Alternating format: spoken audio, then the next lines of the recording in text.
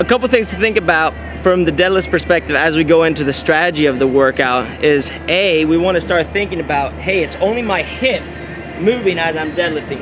Everything else is just one piece. This is what Kelly really talks about when he's talking about global extension and flexion.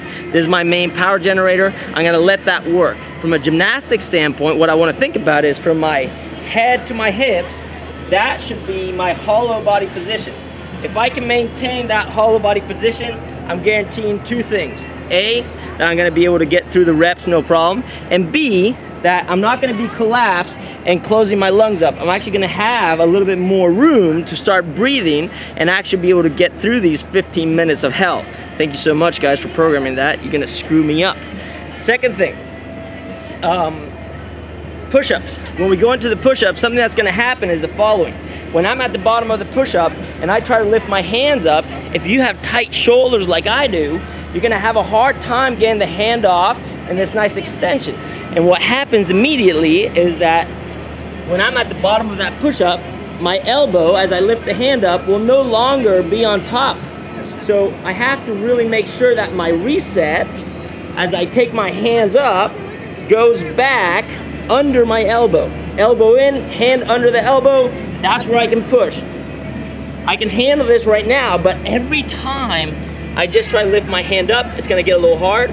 So something you can do is the following. Hands forward a little bit, that works, but make sure that as you go back into your push-up, you flip your elbows as far back as you can. Don't stop here, because now this becomes more of an elbow extension and not so much a shoulder press. So things to think about, if the hands go forward, flip the elbows as far back as you can. If you're gonna go elbows just straight up, that's gonna get you fairly tired. If you are good, there's another option.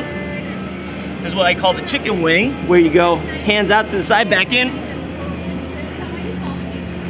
And that actually works fairly well because it actually starts working more external rotation and it doesn't fatigue you as much. There are three options, try those out. You will figure it out, guaranteed, during the workout. But I think those are the ones that I really have been focusing on. And the best one for me was hands out, back in, because the hand actually stays in line with the elbow. And then it becomes a shoulder press, not an elbow extension.